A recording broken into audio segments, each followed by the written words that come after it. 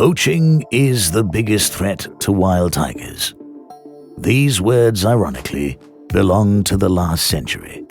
Today, poaching is a comparatively small threat in the tiger's struggle for survival. Today's tigers face an entirely new set of threats as India heads into the 21st century. As an emerging economic superpower with a bursting human population, India is also home to 70% of the world's wild tiger population.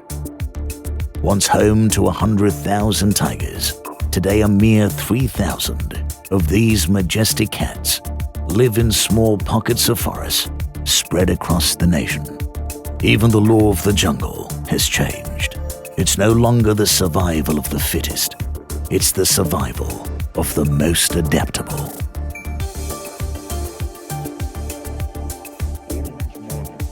Tigers are the largest of all big cats on Earth. Unlike leopards, tigers are unable to adapt to a landscape that is increasingly becoming human-dominated.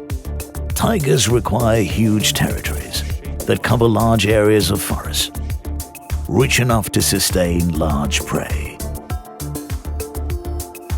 Forest dwellers have depended on their surroundings in order to survive. For millennia, both humans and tigers have existed in peaceful harmony, where humans only took what they needed, like firewood, food, water, and other forest produce like tendu and mahua. But a population of 1.3 billion people is a lot of mouths to feed in a predominantly agrarian country, resulting in large expanses of forest being cleared to make way for fields and human settlements.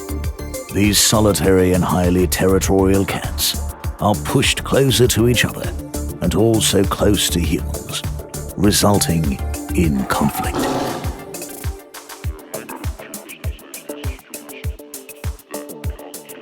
Agricultural fields around a forest are like a buffet for herbivores, who often raid fields and destroy crops. Farmers lay traps and live wire around their fields to get rid of them, who in turn make up a large part of the tiger's diet. Tigers who follow their prey into these fields also fall victim to these traps. Where there are people, there is livestock. Tigers not only have to share their forest homes with humans, but also with their cattle, who use the forest as their grazing grounds. Tigers sometimes prey on this cattle, resulting in more conflict. Insufficient and often delayed compensation for cattle kills from the government results in anger amongst people who take matters into their own hands. They poison carcasses and even water holes that are often used by tigers.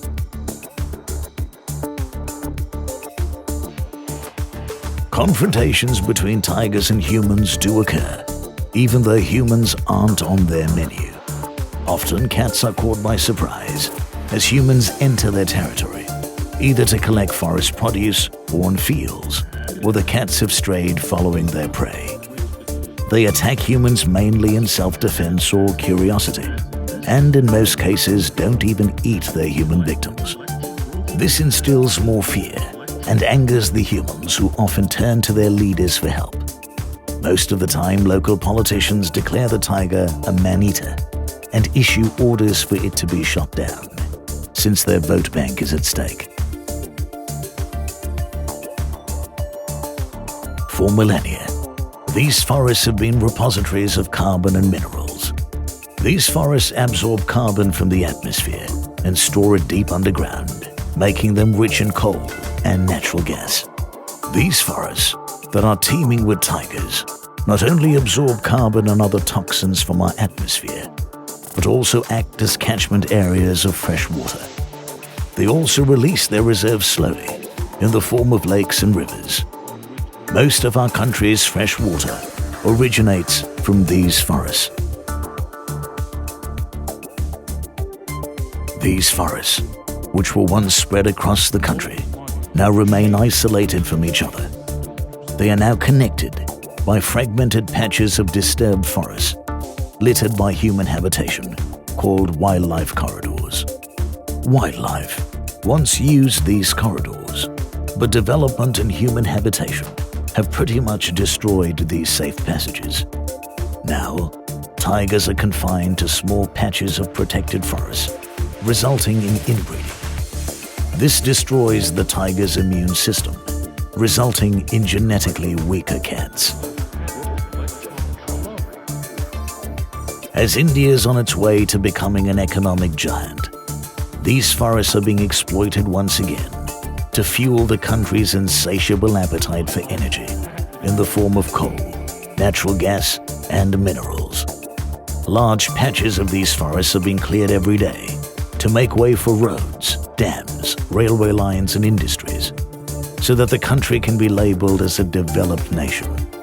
Our wildlife is not only losing its homes, but also their lives in this frenzy for modernity. We have all been taught about the interdependence of species. We know how the tiger depends on the deer, which depends on the grass to survive. So indirectly, the tiger also depends on the grass and the forest, which in turn depends on its insects and birds and herbivores to survive and flourish. If we don't accept that our own survival depends on that of the tiger, we may just end up sharing the same status as these majestic cats. Critically endangered.